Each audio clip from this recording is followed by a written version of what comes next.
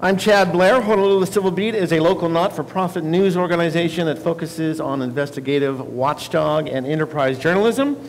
All of our content on civilbeat.org is free to readers, but a reminder that we rely on donors, large and small, to keep our news operation ad-free and accountable to our readers. Today's event is the second, as Ann mentioned, of two panel discussions in partnership with Hawaiian Airlines on critical questions that will appear on the November ballot. There are two statewide ballot questions for us. The constitutional amendment on investment property taxes to pay for education. You notice I use the word taxes and not surcharge.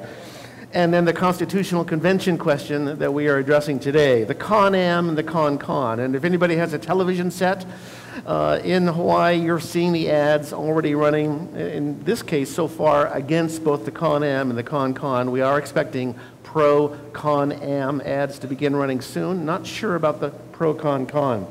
About our format. We are recording this, but we are not live, but we will be posting this to YouTube and Facebook, and I believe our website as well. Is that right? In the coming days. I'm going to give a brief introduction and a very brief explainer of what the Con-Con is all about. Two of our guests are going to then talk more about the nuts and bolts of the Con-Con, and then we have two guests that are essentially in support of it and two that are against. At least I hope they are. We tried our best to have a balance of views. We're going to try and keep everybody, are you ready for this? 5 minutes each. Not an easy thing to do. We will have someone holding signs. I'm wondering where that person is. Is it you, Mariko? Okay, so it'll be the 1 minute, 30 seconds. I mean, if you get to 5 minutes and 10 seconds, I'm not going to cut you off. But some people went 10, 12 minutes last week. And the reason is because we want to have plenty of time for questions from the audience. And have you all been told about the index cards? Good, because those are what we're going to use for questions. You want to write them out, and you'll be looking for Mariko. They're in the Civil Beat shirt. And I don't know if anybody else is collecting, but we do it this way so somebody doesn't grab a mic. I'm sure you've all been to forums where someone gets up to a mic to ask a question and then spends 20 minutes making a statement. We don't want to do that. We very much want to encourage you guys to ask questions. I'm the guy that talks the most here. And finally, audience etiquette, please be civil. That's the key word that we use here. And we're going to try and stop this at 5:30, pretty sharply if we can. And I'm hoping somebody, Mariko and Ben, will be giving me, Landis, a flag. They're over there, the Civil Beat crew, by the way, in the shirts. Alana, Mariko, Ben, and Landis.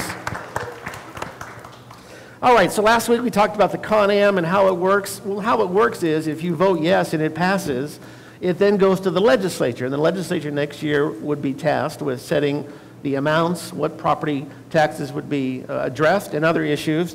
The same thing goes for the Con-Con. If we pass the Con-Con on November the 6th, then it also goes to the legislature. But in this case, the legislature really is tasked to set up another election, an election to elect delegates to serve in I guess it would be a 2018 or a 2019 Con-Con. We'll talk more about that, particularly Peter and Keith. We don't even know how many delegates there will be, but I think last time, was it 104? Is that what, 102, okay. So basically that's 2 for every 51 districts in the state of Hawaii. And then there'll be another election to vote on the actual amendments. That's what a Con-Con does. While the constitutional amendment for the property tax actually directly amends our Constitution, a Con-Con has us have a forum to then propose amendments to the Constitution. Whatever does get proposed has to be voted on by all of us. It doesn't go back to the legislature to vote on that. It's us that has to vote on them. And back in 1978, I believe every one of those Con-Con ballots questions passed. Is that right? And we amended the Constitution for the Office of Hawaiian Affairs, making Hawaiian an official language along with English, and many other things. Here's the question on the Con-Con. Shall there be a convention to propose a revision of or amendments to the Constitution? Very important. If you leave your ballot blank, if you don't answer yes or no, it's a no vote. You got that? It is how it works for the Con-Am and the Con-Con question. Why that is another story, but we actually have a story up on our website today by Stuart Yurton. It goes back to the 1990s, but essentially that's the deal. If you leave it blank, or if you accidentally mark yes and no, thereby spoiling your ballot, you essentially are voting against a con-con or a con-am. So it's an extraordinarily high bar that you have to get over. A little confusing, but that's how it works. There are, by the way, plenty of pro-con-con and anti-con-con, and pro-con-am and anti-con-am articles and op-eds on our website at civilbeat.org. So after this forum, if you want to learn more, please go to our website. I should also disclose the Civil Beat editorial board, of which I am a member, has already editorialized in support of a con-con. So in the interest of complete transparency, that is the deal, but I'll do my best to watch my tongue today. Introducing our panelists. On the very far left, your left, my right, is Peter Adler. He's a planner and a mediator. Sitting right next to me is Keith Mattson. He's an urban planning and policy analyst for Accord 3.0. Between Jill Tokuda and Sharon Moriwaki is Ikaika Hussey, founder and president of Summit Magazine. Jill Tokuda to Ikaika's right, your left, is a state senator. And Coco Iwamoto, business owner and advocate for the people, right there. And I mentioned Sharon Moriwaki earlier. She is a candidate for the state senate. Did I get it all right? All right, without further ado, I'm going to ask Peter to go first, and then Keith, who are going to kind of set the stage. They can't possibly tell you everything there is about a con-con, but they can certainly hit a couple of high notes. Then I'll go to each of you. I may have some follow-up questions. And by the way, you are also free to ask questions of each other. But the idea is not to be confrontational. Last week it kind of was. We had Corey Rosenlee here, along with the guy leading the Affordable Hawaii Coalition. It was kind of fun, actually. But we're going to try and be civil here. So, all right, Peter. Good. Thanks. So I've been studying this issue sort of by accident, mainly because I've been so ambivalent about it. I see lots of advantages, I see some risks, and maybe I'll say some more about that later on. But I've been kind of doing a deep dive on this along with Keith and others. And so I want to just talk about a couple. I want to walk back through some of what Chad just outlined and take it slow so we understand the process. And I'm going to refer to some notes, but I'm going to try and be brief. So I'll talk about the process, and then I'll talk about prospective costs, because that's been an interesting discussion as well. So I think, as you know, if the legislature doesn't put a con-con on the ballot itself, it comes up automatically every decade. So we're now in that decade, and that's what you're going to see. And if a majority of votes are cast in favor of having one, and that includes blank and flawed votes, which count as no, a convention will be held. And then it goes back over to the legislature to work out a lot of details. It's the November 6th is the first of three prospective elections.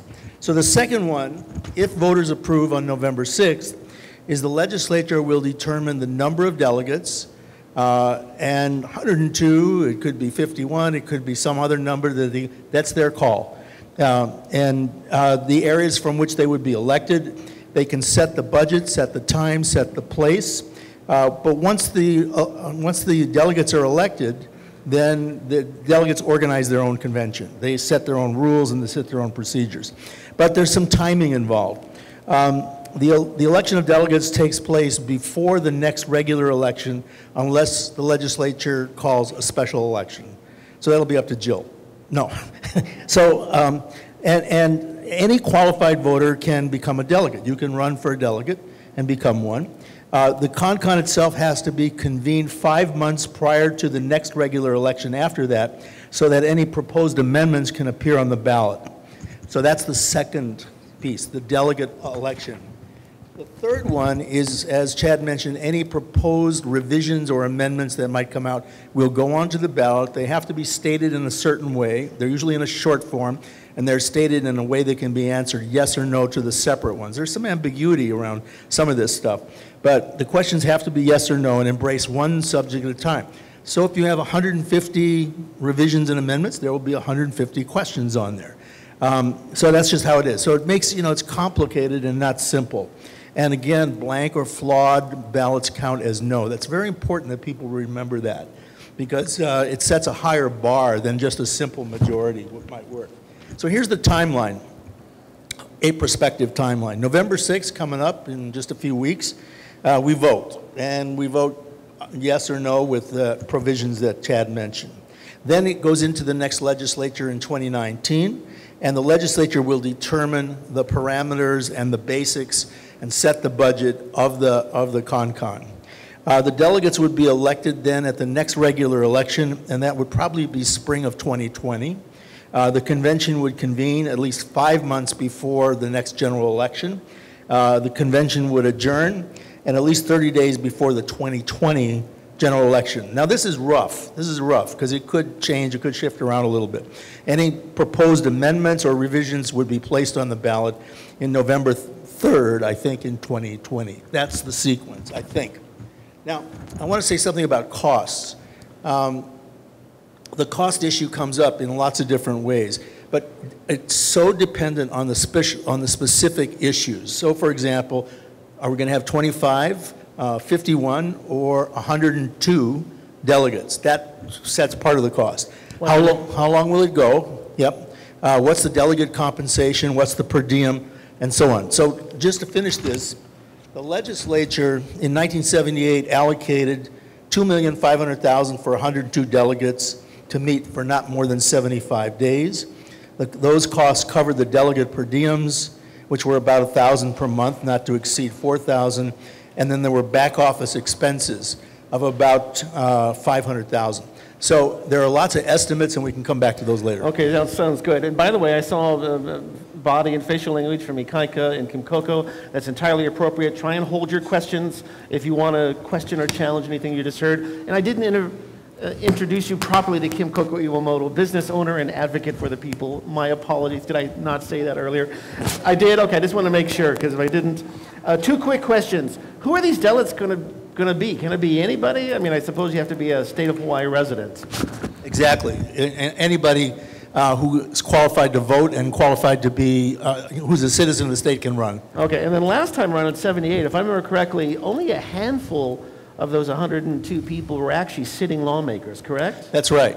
And the newspapers at the time really rallied up and editorialized against having sitting politicians come and be delegates. They wanted to see a citizens convention. Okay. Final question. The delegates set their own rules. Could they close this off to the media and the public? Not clear. I'm unclear about that. I kind of think that they would have to follow the same rules as the legislature, so there'd be some level of sunshine that would be involved. But again, if they set their own rules, we would and the only... state legislature actually exempts themselves from the Sunshine Law. That's right. Okay, just making sure. All right, Keith Mattson, pick up on where Peter left off, other points about the nuts and bolts of a CONCON. 5 minutes. Okay. This one? Okay. Like Peter, I'm also neutral, but I'm actually more neutral than Peter on this one. But I'll pick up a little bit on what he said, but what I want to also tell you about is a process that a colleague of mine, Colin Moore, professor at UH, and I just wrapped up last night. And it's a citizens jury on the CONCON ballot question. And very quickly, it's 18 citizens that broadly reflect Hawaii's electorate brought together to study this issue in depth and issue a very short one-page list of findings. And then for those who support the measure, why they did, and for those who oppose it, why they did. You'll see that tomorrow on the website, and I think probably Civil Beat will probably be carrying it as well. It's about voter education. It's not about pushing you to vote one way or another. It's modeled after what they've done in Oregon, where they have tons of these kinds of initiatives, and you need more information, better information than maybe what is typically found. Let me just talk a little bit from there and seg from the nuts and bolts, if I could, to some of the stuff that I heard as arguments during our process, which I found compelling, and I'm not going to tell you which way to think about them.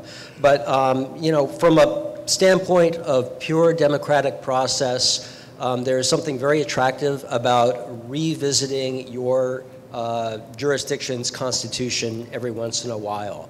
Now, yeah, it could open up a lot of possibilities, but if you think of a constitution as being both enduring but still a living document, doing it every 10 years is maybe not such a bad way, at least to put it to voters. There's also the aspect, I think, as has been mentioned before, it's healthy to have new leadership emerge. And this is a chance for that to happen. It happened in 1978. Certainly the legislature can offer amendments to the Constitution. They have. I think Senator Tokuda has made really effective arguments about that.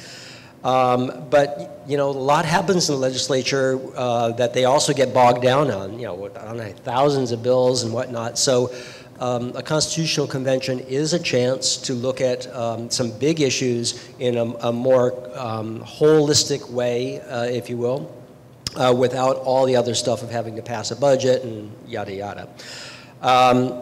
The 78 CON-CON, if you haven't really studied it, is a phenomenal outcome. I mean, you know, moment in Hawaii's political history, and at least in my opinion, it's probably done more to define this, this state's political identity than anything else singularly that I can think of. And, you know, there's so many things that 40 years ago emerged and really define us.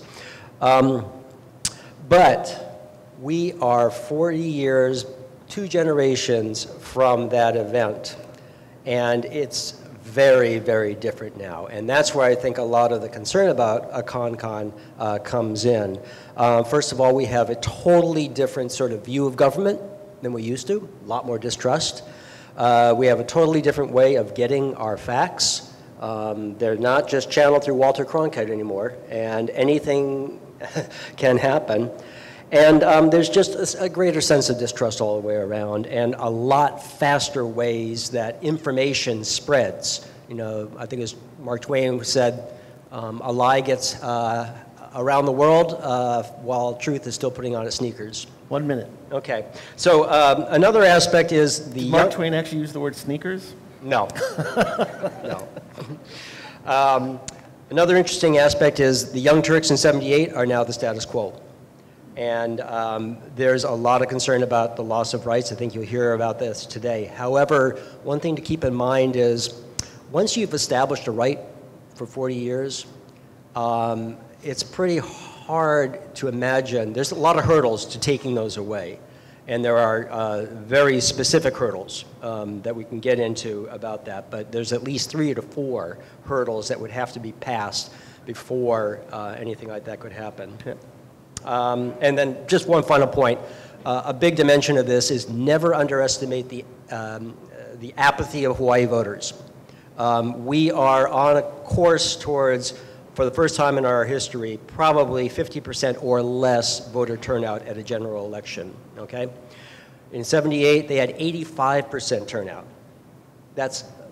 That is huge, and I won't get into more of that now until maybe a discussion, okay. But that's a huge factor in this. Thank you, Keith. 2 quick questions. You mentioned 1978, phenomenal, it defined us. Name 1 or 2 items that particularly stand out from the '78 CON-CON. Obviously, I mentioned Oha and Hawaiian as a language. Is there anything that stands out that I should point out right now? Yeah, in addition to Native Hawaiian rights, the environmental aspects, specifically the right to a clean environment and the right to enforce that by suing. That's massive. And the public trust doctrine. You also mentioned status quo, the folks that were the '78 delegates. Certainly that's the case for many of them. Can you name 1 or 2 or 3 delegates that we would remember from '78 today? Carol Fukunaga, John Waihei, Leslie Hara. Okay, there's 3 right there. I would argue that Walter Riddy, who was also delegate, is not the status quo, but still very much part of Hawaii. Oh, he might argue otherwise. Certainly active in the environment and the everything else as well. Okay, and what I'd like to do now is have the 2 pro and the 2 con go together, back to back. Is that all right? So I'm going to start with Jill, who I believe is anti-CON-CON, Senator Jill Tokuda, and then I'll go to Kim Coco Iwamoto, who's also anti, and then we'll do Ikaika and Sharon. Does that sound good? Thank you. So is this going to turn on? It's going to magically turn on. All right. Can you hear me? No? No? Okay, so it's not. There you go. All right. I think it's turned on. Now it's magic. All right, there we go. Okay, thank you very much. And just to clarify too, while I'd love to be serving in the Senate, after November 6th, unfortunately November 6th marks the last day for myself in the Hawaii State Senate. So it might be up to potentially Sharon. should she win the general election. I know I don't want to presuppose anything about you, but I know you've got a general election coming up as well. But I know that they will be in very good hands depending on the outcome of the Constitutional Convention vote. But for myself, as has been mentioned, I do not support a Constitutional Convention. And for full disclosure, very early on in life, I did support a Constitutional Convention. I was very excited about the prospects of it when I was in high school, growing up, looking at the 1978 convention, seeing all of the various rights that had been fought for, the various individuals that had come up through the ranks and were leading our state. But for myself, especially as the years move forward, well before I went into office, I had grave concerns about protecting especially those rights, about the fact that even in the decades later, we had not made good on many of those articles that were already in the Constitution. Because for me, and I do read the Constitution, I do read the statutes, even before I was in office, it was about making sure that it wasn't just ink on paper, that we actually did something about it, that we were true to those tenets itself, that we were to really be true to those people that fought for the Constitution and all those rights in it. We had to do something about it, that it was in fact a living document. And if you read all of the various articles in the Constitution and the 52 amendments that have passed since 1978, and none of them were easy. Some of them may seem simple, like special purpose revenue bonds for dams. Some of them were significant when it comes to education. And other things did other very important measures when you take a look at it from a judicial standpoint as well, codifying and ratifying things. All of them were very difficult and significant, but at the end of the day, it really takes us making sure that we make good on them and we live those things as well, and we execute them. So for myself, it really is about making sure that we are true to the document itself. And to me, it is about making sure that if we are to hold another constitutional convention, put all of the various articles on the table and consider every single one of them, that it has to rise to a very extreme threshold. Because I know how fast 60 days of a legislative session goes. That's about 4 or 5 months. And I know people think that that is a long time, because I know at least maybe for some journalists and members of the public, that's a long time, it seems like, to have all of us in there to do potentially harm, right? Or it can seem very quick, because bills seem to pass quickly or don't pass very quickly. But imagine that very same time frame to consider every single article of the state constitution. Okay? Now, they passed how many constitutional amendments back in 78? I know over 100 of them. Over 100. Okay. Now, we've only passed 52 in the last 40 years. Okay? So since 1978, we've only passed 52. Now, those, for the most part, were 1 or 2 per year, per general election, that you got to really debate, consider over the course of an entire legislative session, have 2/3 majority of each legislative body pass with debate, with testimony, and then go through the process of passing it in a general election for maybe 1 or 2 of those amendments each. Now you're going to have 5 months maybe to consider potentially 100 amendments to a sacred document like this. Everything is on the table, from collective bargaining to civil and human rights, to natural resources, to education. Nothing is sacred, nothing is safe, everything on the table. Things we may not even know about, because you're right, we have new things that exist now, okay?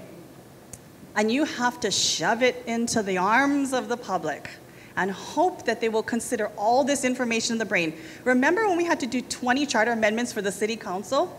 How hard that was to remember yes, no, maybe so, in that ballot box a couple years ago? Now try 100. In the same time frame, most of us have to consider a legislative session. That's a lot to take in. So for me, you can consider the money thing. Yes, I want to see more people rise up. We have to do that anyway. I want to see more people vote. We have to do that anyway every single election. But for me, it is considering the fact that we have a good process that has considered time and time again during the course of a general election those amendments that matter. But to try to get the public to absorb those many amendments in such a short time frame could potentially do more harm than good to a document that, to me, has really done so much to collectively bring about good change here in Hawaii. Okay. Thank you, Senator. And I'm going to call you Jill, if that's okay, if you're comfortable Jill's with great. that. That's my name. Okay, thank you very much. 2 questions for you. Yes.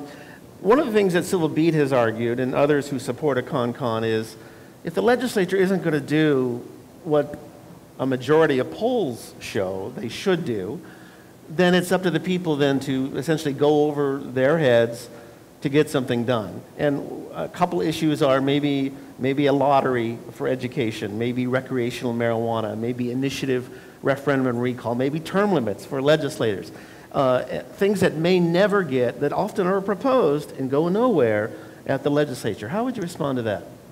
That's a great question, and I would say specifically for some of those issues, show me some of those bills, for example. You mentioned lottery for education. You mentioned initiative referendum. Right. Show me, for example, for those bills, and we've seen a few of them, how many times people even have testified or shown a groundswell of support that they actually really wanted in the first place. Because I know that you might have media's groundswell around it. You might have a number of lobbyists come in and put money behind certain initiatives for gambling, for example. A lot of donations coming in and contributions for those types of things. But in terms of actual testimony for some of these bills, in fact, sometimes even the number of bills introduced for those particular initiatives, they sound very sexy. They make a lot of splash. They might be in 48 other states. But in terms of the actual citizen participation numbers behind some of these bills, if I had to actually do some of the research behind some of them, if I had to guess, the numbers aren't actually very high for some of them. So I would actually ask, what specific issues are you looking at that you think have not been met at the legislative level, and then also even addressed specifically already enabling in the constitutional language? Okay, fair enough. One other question. If a con does get passed against your votes, would you consider being a delegate? That's an interesting question. I mean, I guess my real question is, what are you going to do after November the 6th? You know, I think that there's a lot that I could offer, but I don't know that it will necessarily be as a delegate. Okay. Because I do believe that I have a lot from a policy perspective. So we'll see what the future holds, but I can assure you that I will be not far away and very much involved in public service. Okay. Thank you, Jill. Kim Coco, to continue with the let's not have a con. Actually, do you mind if we made it more of a conversation, if we heard from the other side and then go back to this side? I'm Is open that to okay? that. Would you guys prefer that? Yeah. Yes. Wait a minute, I thought I was in charge here. Okay. Okay, no, let's... I wrote the rules. Actually, I think it's a great idea. That is how we did it for the Con-Am. And after hearing Jill speak, I think it makes sense. Ikaika, would you mind going next as a pro-con? Is this on? It will come on magically. So there's a few things that I'd like to put into context regarding the con question, which is, first of all, is that our current constitution is actually our 10th constitution. We've had 10 constitutions going back to 1839, 1840. Okay, so we actually have quite a bit of experience. I participated in a small effort in the late 90s. It was an effort convened by the state of Hawaii and the Office of Hawaiian Affairs to have a con around Hawaiian issues. And we had 85 delegates. Our electoral scheme was devised by Raymond Pua, who's a former city clerk. So, you know, there's actually a lot of experience in our community about these kinds of get-togethers, these kinds of gathering places. And as a small d Democrat, I reflexively believe that every opportunity to come together as a community and think about where we're going as an island and as a fleet of islands is really useful. And when we think about where we are right now in 2018, you know, I'll put it into a more global context. The Intergovernmental Panel on Climate Change came out with a report that said basically we have 12 years to save the planet. 12 years. And to me, that's a heck of a challenge. I believe that we're up to it. But it also means that the kinds of questions that we have to think about for the next 12, 30, 40 years are very different than the kinds of questions we've had to think about it for the past 40 years. So just with that little example, it's not a little thing at all. Climate change is not a little thing.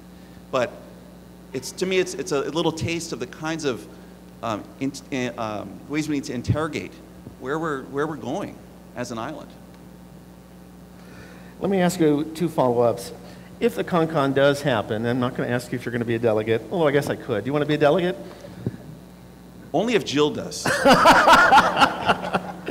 Well, you brought up the UN report that's out this week. I haven't heard any word out of the Trump administration yet about that, although I said, I heard Trump's going to read the report. Okay, that's great.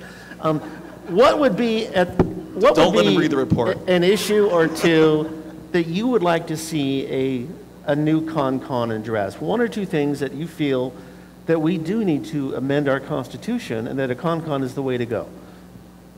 So I think we have a really good Constitution now. I think we need to strengthen, however, certain elements of it. We actually need to strengthen our environmental protections.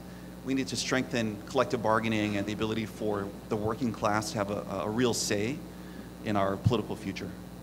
You mentioned collective bargaining. It's not mentioned in the ads that are running right now from the HGEA and others. It's through a Preserve Our Hawaii PAC, but basically it's the labor unions, Chamber of Commerce, Sierra Club Hawaii. It's not mentioned, but when I spoke to the HGEA, collective bargaining is one of the things they said they're most worried about. That came out of the '68 CONCON. Is that a reasonable fear, you think, that collective bargaining could be lost under a CONCON? All of our friends in the union movement are very concerned about that. And the other thing I'd like to mention is that the United States is going through a major evolutionary change right now, right? And I think because of what's happening in Washington, D.C., we need to take the opportunity to think about where we want to go. You know, how to best enshrine the ideals that we have as a community. Thank you. Kim Coco, CON. Thank you. So I just want to first situate myself as, you know, one of, I think, relatively maybe one of the most kind of outspoken, super progressive people, you know, doing advocacy work.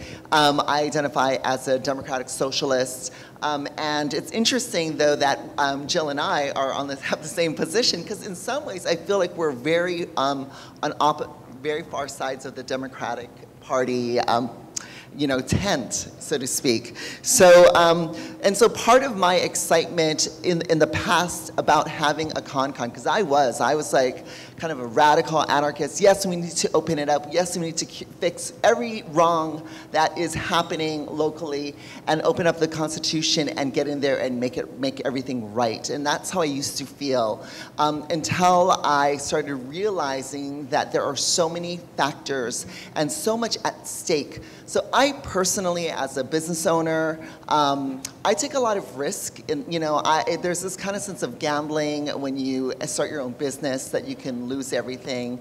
But, you know, when it comes to you know, gambling or risking other people's safety net, I think I played a little bit more.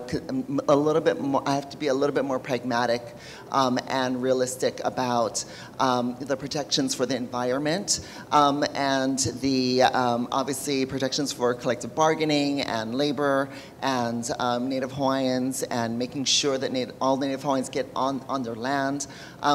And I thought about it, and when we've actually seen some of the Supreme Court decisions, they've actually basically said the Constitution says that we must put Native Hawaiians back on their land, and yet the legislative branch and the executive branch basically are not fulfilling their obligation to do so. So for me, it's not about getting there and opening up the Constitution and changing things around. It's about holding our elected lawmakers accountable to the Constitution that we currently have. We can do so much more if we just were more true to that pursuit.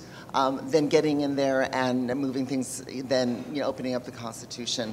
So, and I have a long list of constitutional shalls and, you know, that are being ignored by our lawmakers that I hope somebody asks me to list to go through. I'm going to ask you right now, but don't go through the whole list. But No, I don't want it to take up my 5 minutes. I'll wait till after your 5 minutes. So, you know, there's this concept that we need to upend the status quo and get, you know, the initiative, a referendum, and recall. And that was basically the bait that they got a lot of progressives to vote for the CON in '76. There was a whole movement of people who were so excited to do those kinds of radical changes to our Constitution.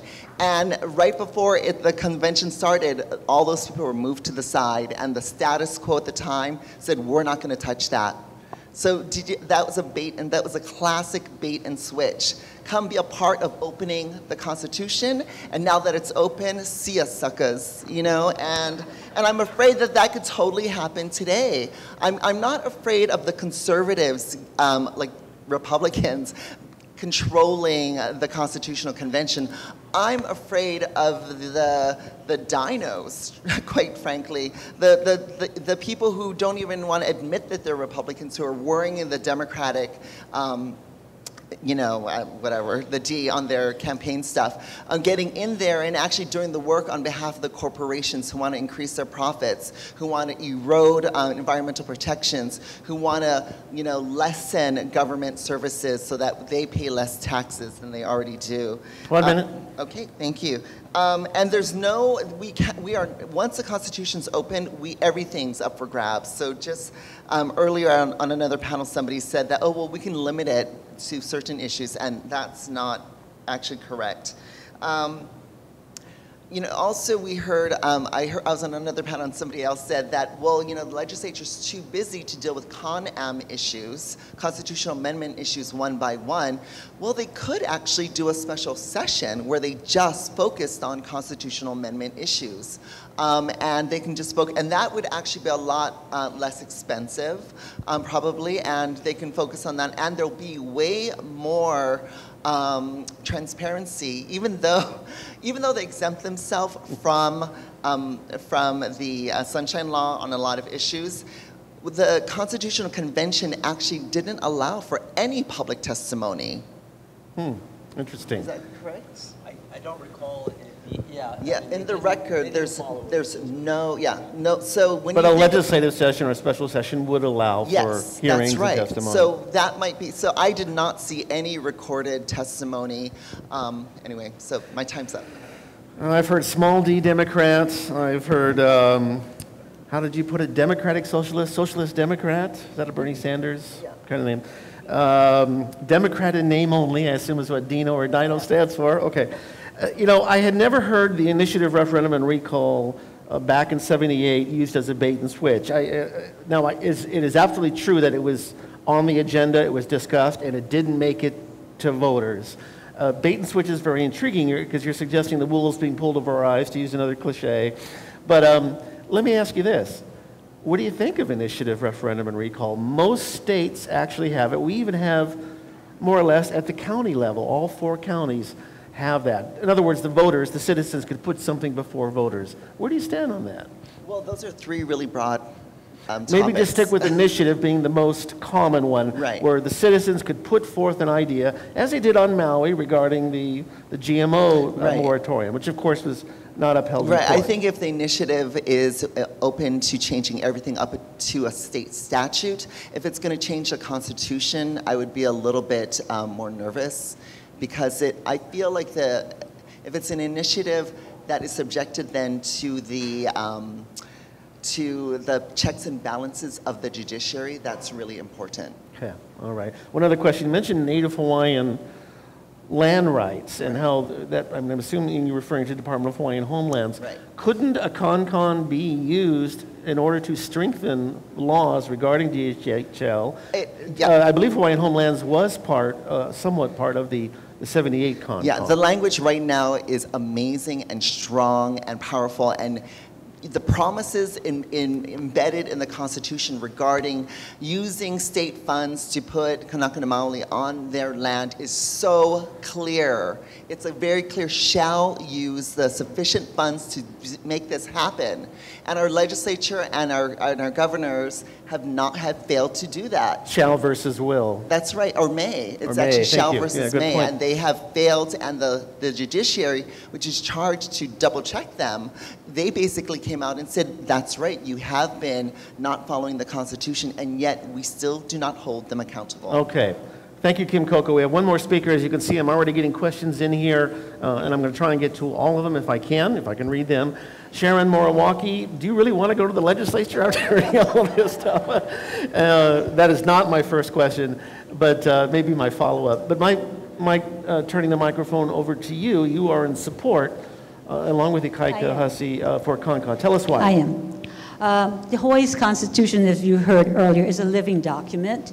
It's meant to be by our visionary founders, and in 1959, the more recent one. Title 17 does contemplate the need for amendment every 10 years. And as we did this time, if it wasn't by the legislature or the LG, it would be done automatically. That's because every 10 years, we really should assess where are we going, and it's our governing document. It's what governs us.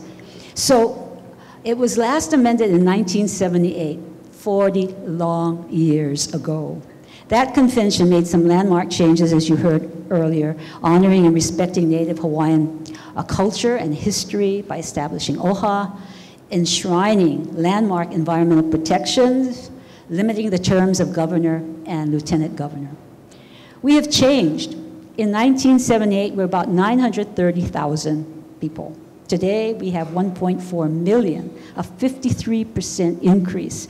We now face climate change, rising sea level problems, older infrastructure, a housing crisis for residents and homeless, an aging population. It's time for new eyes on our Constitution, time to update our values of aloha, caring for each other, including the least of us, and to ensure a new environment, to preserve the best that we have.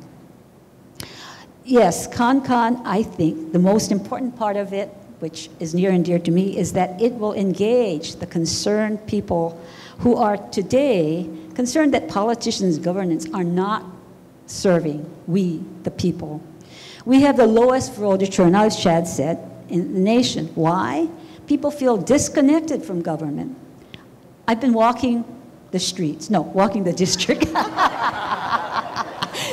It includes Waikiki, by the way. I caught myself. Chatting with people. They're distrustful that politicians represent their interests. They don't believe change is possible, and many, particularly our younger residents, don't even want to register to vote. You know, when I talk to people, they say, you know, if I vote for you, will you be like the others and forget us when you get into office? Now, that's kind of the distrust of people who are in service, not being of service. We need to re-engage them, give them hope that they do have a say in our future. We need healthy discussions that will engage our residents, young and old. Should we limit the terms of legislators like we did for governor and lieutenant governor in 1978? And the charters have done for the counties as well. Let's be honest, no legislature will ever impose term limits on themselves. Think about that. The Constitutional Convention will open the door to assess that. We don't have civics in school as we did when I was growing up. A CONCON would create an exciting opportunity for schools to educate our students, for us, the electorate, to get educated and involved in our future. Think about that. We don't even know what's involved or is in the Constitution. We need to educate ourselves, our students. They are our future. And those against the CONCON, as you heard, fear we will lose rights and protections in our 1978 Constitution. But why? The right to collectively bargain is basic to a state where unions created our worker-based post-war revolution. As to OHA, a CONCON may well examine how it could be more effective and provide a path for reversing the adverse impacts of Rice versus Cayetano. 1 minute. Okay. So I'll say on the safeguards, one, there are 3 safeguards. One, of course, you vote for the CONCON. The other is that you vote for delegates to the CONCON. You, the voters, the electorate, have a say in who represents you. And look for people who are committed to Hawaii, who are committed to change, who are committed to do the homework to make the Constitution even better for ourselves and our future. And two, voting for amendments. You will have a chance to vote for every single amendment that comes out of what the convention itself will vote on, and then it will come to you, the electorate. And think about this. Article 17 also requires that the Constitutional Convention will, in fact, put money there to educate the public. So in every single amendment, you will have information and make really informed decisions. I vote yes because I believe in the people. I trust that if they are informed, they will make good decisions. Okay, thank you, Sharon. So you're going to get in there maybe if you defeat your, is it a Republican opponent that you have in the general? I do. I do. So if you get in there, this will be your first term in office. It is. And you've already said you doubt very much that your potentially future colleagues will... I did not say that. Okay. How do you feel about term limits for legislators? Something that you said probably would not come out of the legislature, but that a CONCON could do, as it did in '78 for the governor and the LG. I believe in term limits. I think that everybody needs to be representing the people who vote them in. I think in sometimes, like my opponent previously, was in for 10 years, you kind of get, you know, a little sassy, you don't get back to the people. And as the voters themselves told me, hey, you know, they don't even remember us. I don't even see him here. And that is a real problem with not having term limits. Okay, thank you. This actually opens up the questions. We're at the 5 o'clock mark. We have about a half an hour to go. And I'm going to let anybody jump in where they want to. Some questions are specific to people. I believe I have enough to get through here from you. I have other questions as well. You're also free, as I said earlier, to say, oh, you said something earlier I wanted to respond to. And I am going to give you that opportunity. You can jump in where you want to. But Sharon, following with you, and this goes to Jill as well, Colin Moore's team recently released an article in Civil Beat, thank you, stating that the Hawaii legislature, I believe, has a 20% satisfaction rate. It might have been 21. The Hawaii Electric. Basically, your rankings are 21%. I think Ige and Caldwell were like 25, 26. Donald Trump had a 28% approval rating in the state of Hawaii. So with such a low level of trust, why should the public trust in the system and our politicians to do what is right? Sharon, and then anybody, it was specific to you, Jill. So Sharon? Okay, I believe that is why we're having a constitutional convention, or I'd like to see a constitutional convention, because we really need to understand government, how it should operate, government serving the people. We sometimes forget that, not me, but legislature, and maybe we can really correct that to say that, you know, I'm elected, I feel that if I'm elected, I will be an employee of my constituents. If I don't represent them, then they should boot me out. I think that that is forgotten because our legislature sometimes, you know, gets too much into the big, complex issues, when in fact, first and foremost, you represent a district. Okay, Jill. Well, and Sharon, you're going to soon be a part of that world. You know, and I don't think it takes a constitutional convention, and I said this at the event the other day at the citizen jury, because the bottom line is we cannot rely on a constitutional convention every 2 years to have citizens realize that it is their responsibility to, number one, get up and vote, and also for them to get out and remind lawmakers that they have an obligation to be their voice at the state capitol. And if they do not feel that they are doing a good job, if we are not doing a good enough job for them, and we have a 20% approval rating below Trump, God forbid, then you should kick us out. And you should do it by voting us out. And you should do more than that. You should come to the Capitol or call or tweet or do whatever it is that you have the time or the ability to do, because we know not everyone can come to the Capitol and do that, to tell us what you think. Because the bottom line is every one of us has a responsibility, not just to the Constitution, but to all of the issues that are important. That percentage is a reflection on all of us. I can say that now because I will, as of November 6th, no longer be one of us. But I take that percentage very personally because I love this state. And I think we all have a responsibility to have that percentage go up for our kids because this state deserves better. It deserves much better. It means all of us voting, being a part of the process, filling up rooms like this. And by the way, this room is great. This room is better than I've seen most rooms for forums like this. It means being engaged in every which way possible and finding new avenues to get people involved, even though I know most of us work 2 jobs, 3 jobs, and struggle, and we gotta do better. And we are all now involved, regardless if we have a title behind our name or not. And so we should take every one of those percentages personally and figure out what we're gonna do to make it go up. Thank you, Jill. And that's my response. Both Kim, Coco, and Ikaika indicated they wanted to comment on this question as well, about the popularity of the legislature or unpopularity. Actually, I just wanted to recognize Ray St. Chu, who was a delegate to the, were you not, a 78 Constitution? And so if I misstated anything, or if anybody here on the panel misstated any facts about it, can we give her the opportunity to clarify? Did we screw up, Ray?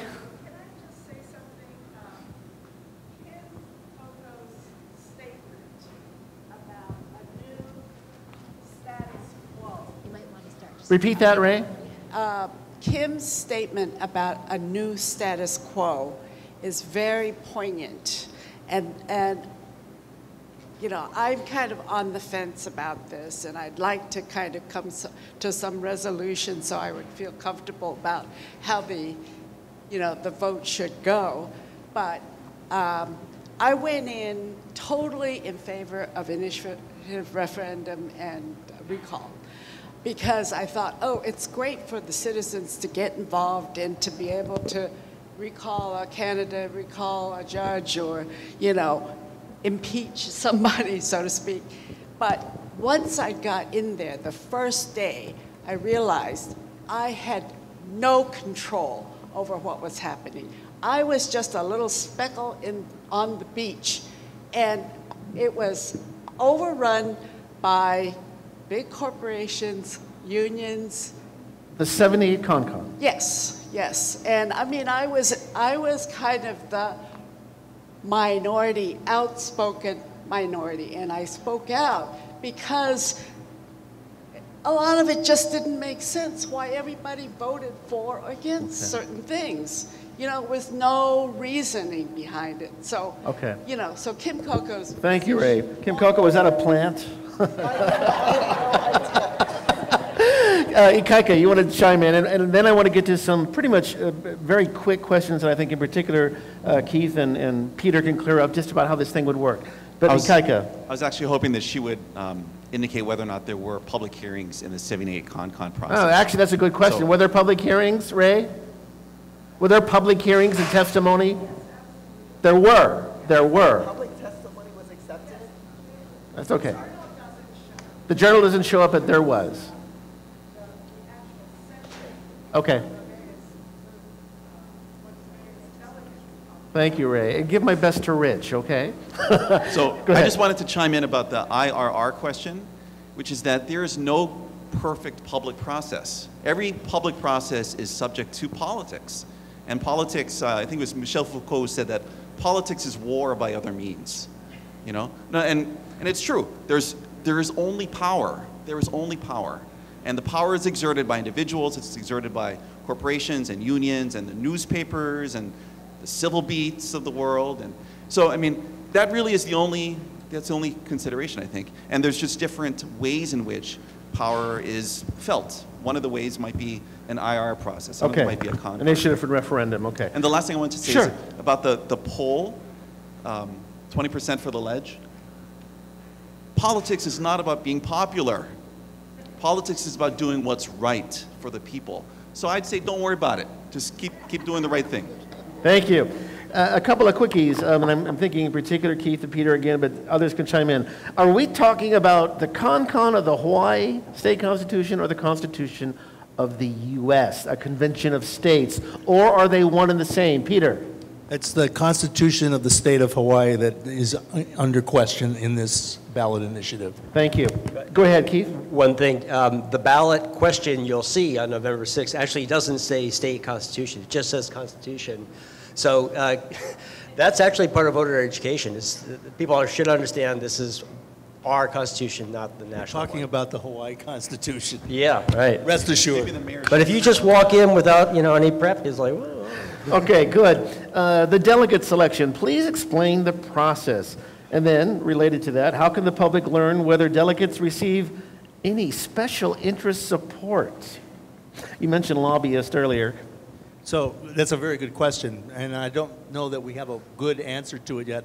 Whether the same kind of campaign financing rules will apply, I suspect they would. They will. Jill, you're arguing that they would. The same rules, Yeah. Jill, that you have to abide by probably would apply to the delegates. Okay. So if the voters approve on November 6th, the legislature will set up the basic foundation for having a constitutional convention. The cost, the number of delegates, all those kinds of bits and pieces of it. And any citizen, and I presume of voting age, can run to be a delegate. It's open. There's nothing that precludes anybody in this room, except somebody who I think was about 8, from running. Good. Could a con put an end to the this has got to be for my boss. Put an end to the legislature's dishonest practice of gutting bills and changing them without hearing, gut and replace? Yes. The answer is yes. Yes. Jill, you're just kind of crunching down there. That's all right. Okay. Is a con the only way for citizens to change or amend the Constitution? Are there petition initiatives? Can the legislature undo con amendments? That's 3 questions. First question, con the only way for citizens being the key word here, to change the Constitution? Yes, I think the answer is yes. Okay. Citizens can't put an initiative on the ballot by But they could go badger the legislature to do it. Correct. Technically, no. No, the people who would be making the changes are the delegates to the Constitution. But we would vote on what the delegates, all of us would vote. Okay, good. Are there petition initiatives? They do exist, I believe, at all 4 county levels. No, I don't think Oahu allows that. Oh, Oahu does not. Okay, you'd have to go through the council. Is that how you'd have to do it? Yeah. Okay, thank you. And can the legislature undo a con amendment? But they would have to, my understanding is they'd have to have it ratified by the voters. So it's, again, that check and balance. Okay. Great questions, by the way, for all of you. For those in favor of a con, that would be Sharon and Ikaika. Which 3 statutes, although I don't know if you mean statutes or amendments, would you want removed from our current Constitution? Or should we only add things in a con? Sharon and Ikaika, that's to you. I think the current Constitution is brilliant. The amendments that exist now, their rights and protections, whether it's sea level rise through the environment, collective bargaining for our workers. What I think you need to look at is fine-tuning what is there, whether OHA can be much more effective, whether you might want to look at some like what the 78 convention did. They added term limits for the governor and lieutenant governor. Maybe you add in the legislature, because the counties all have term limits. So those are 2 that I think that were really worthwhile looking at in terms of governance. Okay, and the question was, would you take anything out of the Constitution, or would you primarily add? I can't think of anything that I would delete from the document. But for instance, I would love to see us in the Constitution clarify that corporations are not people and address Citizens United in our con. But that actually, so the Supreme Court of the United States is interpreting the U.S. Constitution, which will trump. So even if we did that amendment you're referring to, it wouldn't fly, because that's a U.S. I think it is the binding document. It has curious use of the word Trump. Let's do it anyways. Can I add in? Can I add in a clarification? Well, so there was, remember, a long list of constitutional sections and articles that I want to talk about. But one of them being that that it's not mandated as every 10 years. I mean, it could happen in 5 years.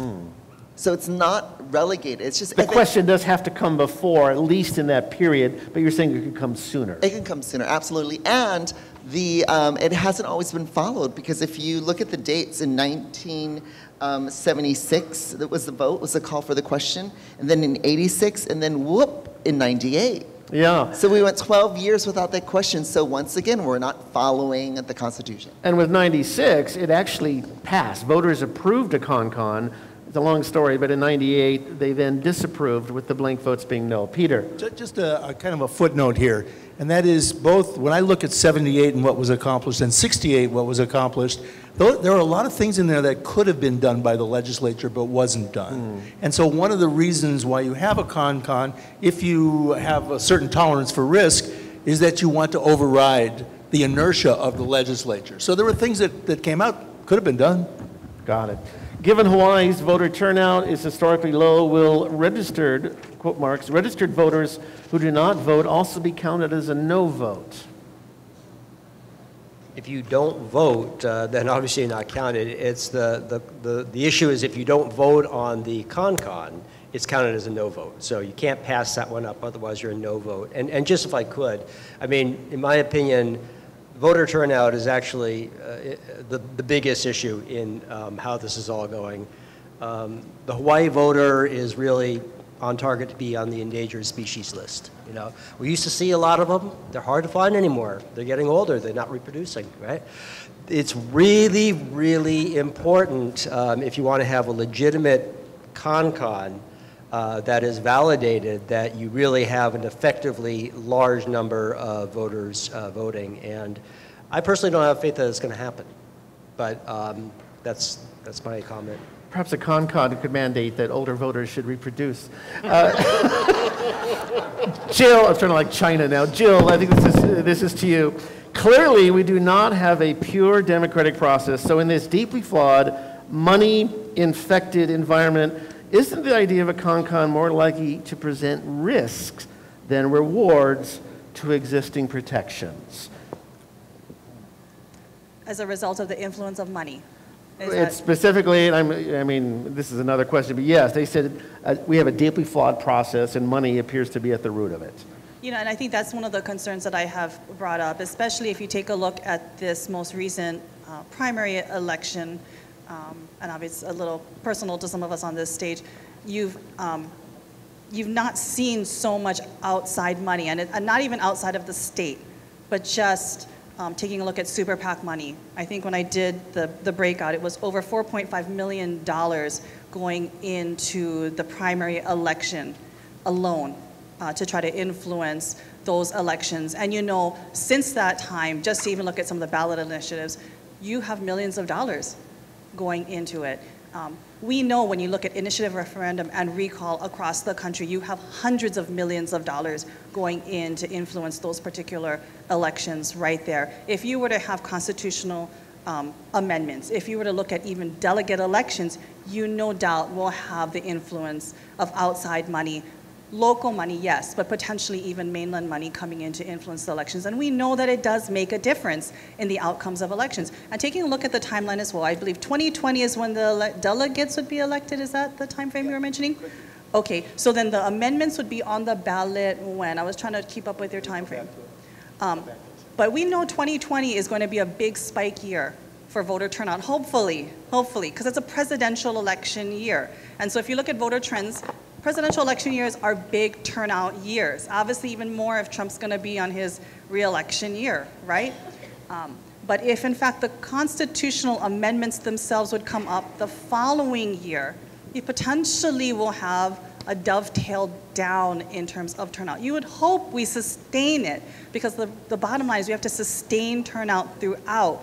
But the reality is you might have a huge spike for when you actually have the elections. The delegates would be elected at the next, probably in the spring of 2020. You have to say that on the mic, You have a Peter. special election. Okay. At a regular election or at a Okay. Okay, but depending again on when, it really comes out to, turnout always fluctuates, things depends on when or what, who's on the ballot. Okay. Right, and that's a big concern, obviously. Good But point. obviously Keith and Sharon money, want to is a big concern. I'm sorry, Jill, did you finish? I apologize if I cut you off. But yes, obviously for me, money is a big concern. Okay, Sharon and Keith want to jump in. We're in the last 10, 15 minutes, just to let you know by the clock. Keith and then Sharon.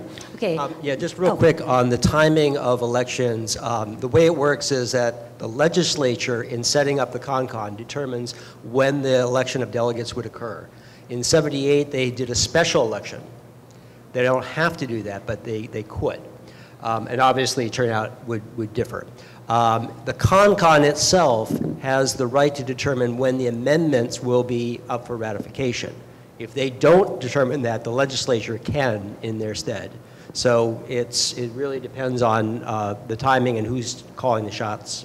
Okay. Sharon. Okay, I have to say that I'm an idealist. I believe in people.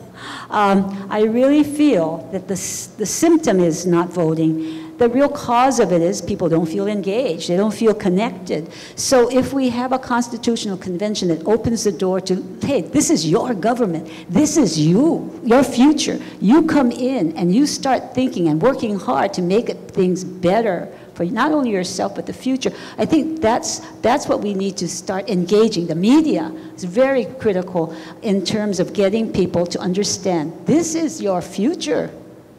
And I put that challenge on you. Thank you. I'm working on it every day, Sharon. This is something that came out of Peter Adler's CONCON Salon, which has looked at a lot of the things that could come out of a CONCON, the nuts and bolts. And I actually ran this by Peter earlier during a podcast, but I would like to put it before all of you here. If we do have a CONCON, could it reignite more culture wars over same-sex marriage, death with dignity, locals versus mainlanders, Hawaiians versus Howleys? I think those are very four provocative things, and anyone who would care to jump in on that one. I think it's important to bring that up. Remember, we amended the Constitution in 1998 to give the legislature the power to keep marriage between only opposite-sex couples, and that language is still in our Constitution. Sharon, go ahead.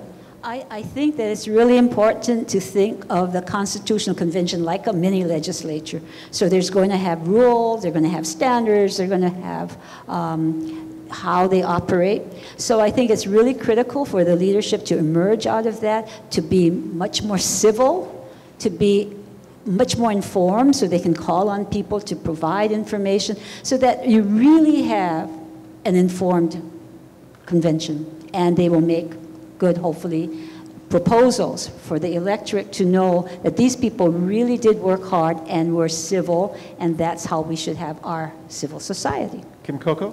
So I'm going to read you some minutes from the Civil Constitutional Convention of '78.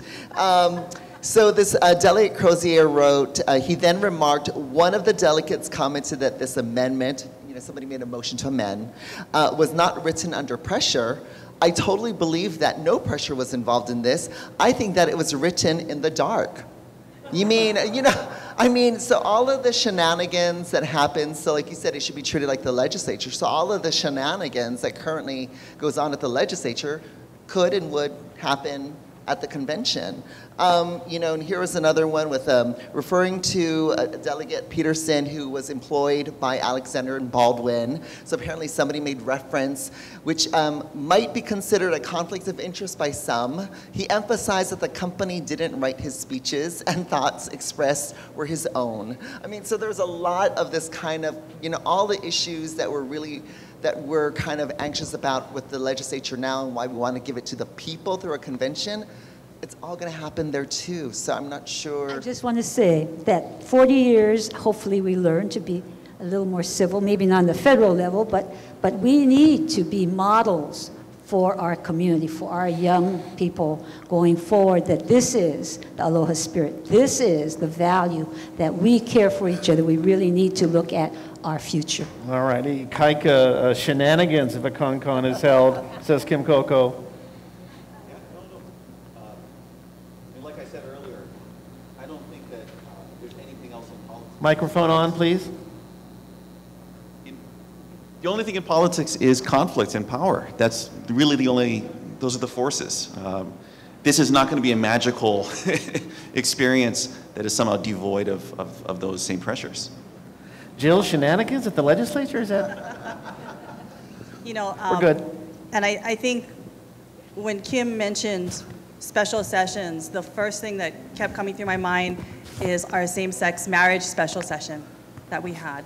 It was the most wondrous opportunity that we had to make a difference. And an amendment to the Constitution allowed us at the legislature to take a risk, and we had such a huge reward there. What we saw, if you went there though, during those weeks, was drums beating, people screaming and chanting.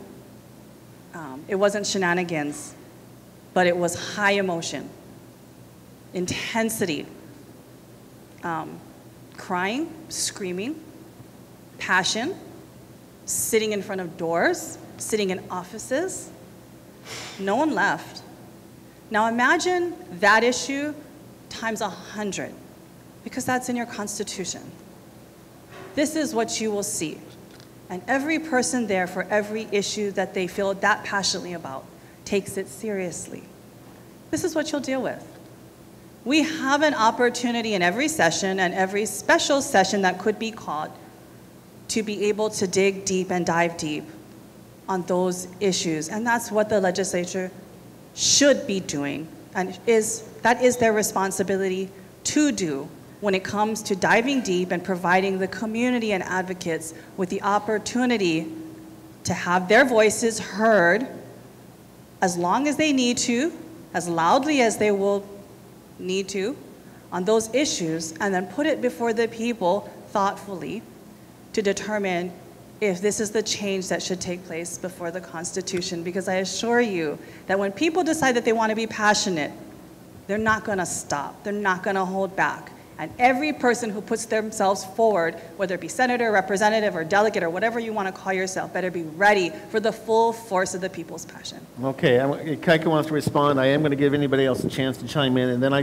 pretty much have to wrap this up. You guys have been great sticking around this long. I think it's testament to the quality of our panelists. Ikaika, you wanted to say something?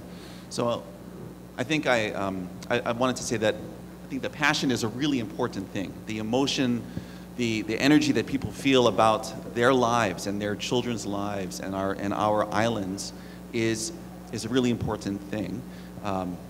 And we should embrace that. It is real. That's really how people feel. And that when you look at like the same-sex, that special session that Senator Tokuda is talking about, that was the culmination of decades of political organizing. People like Kim Coco were at the forefront of those issues. You know, and if you look at the 78 Con, OHA doesn't stand on its own. It stands there because of decades, again, of political organizing. And so what I would urge us all is to think about the Con question as just another political question that we need to organize around. If you feel strongly about an issue, then go door knocking, start an organization, get involved in your union or your church or whatever entity that you feel comfortable doing community organizing in. Because at the end of the day, that's really what matters. It's that level of political engagement. Voting is really just kind of the smallest piece. It's really getting out there and talking to your neighbors, talking to your family that I think actually wins the day. Okay, thank you. Peter and Keith, any final comment, something that was not mentioned earlier in terms of our understanding of the Con? Keith, go ahead. No, I'm fine. Go ahead. So just one last thought, and that is that I've been going back. I teach a class on advanced negotiation and neuroscience of that. And one of the interesting things, one of the interesting pieces of research that you'd all be aware of is that as we get older, we get more and more risk averse. We get risk averse.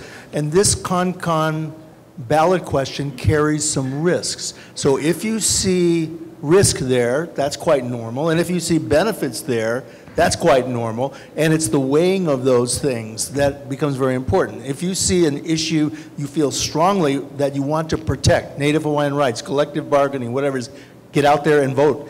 And if you see something you want to advocate, more power to the counties to tax, whatever it is, go out and vote. That's the key. Okay. You inspired Keith to chime in after all. Yeah, and just to tag onto that one on risk benefit, if whatever it is, you see no benefit from an outcome, then risk is infinite. Okay, so that's really, I think, what's in a lot of minds when you think of what could be lost. A con's a leap of faith. And, you know, a leap of faith can take you to really nice high levels, or you can be off a cliff. But the important thing to remember is all those checks and balances. We've got, you know, the voting of delegates. We've got whatever scrutiny would be on the con, the ratification, and never forget too, because this happened in '78, courts can invalidate aspects that even the voters pass if it is unconstitutional. Okay. Keith Mattson, Kim Coco Iwamoto, Sharon Moriwaki, Ikaika Hussey, Jill Tokuda, and Peter Adler. A round of applause.